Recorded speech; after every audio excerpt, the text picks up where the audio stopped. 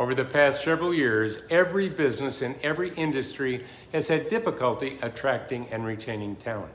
And the most difficult to attract and retain has been the frontline workforce.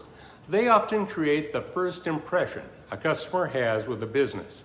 They're the employees that answer the phones, deliver products, drive trucks, fix your plumbing, and many work in the background, installing mufflers, laying carpet, waiting on tables, stocking shelves, pounding nails.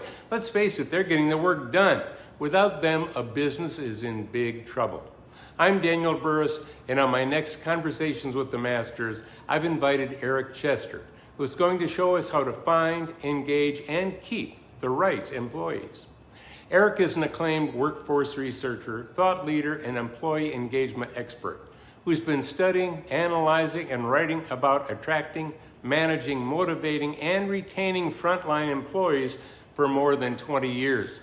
He's interviewed thousands of owners, managers, and leaders of small and mid-sized companies in order to uncover the best practices for attracting and developing and retaining the best employees. Join us Wednesday, March 27th, and learn how to find, engage, and keep the right employees.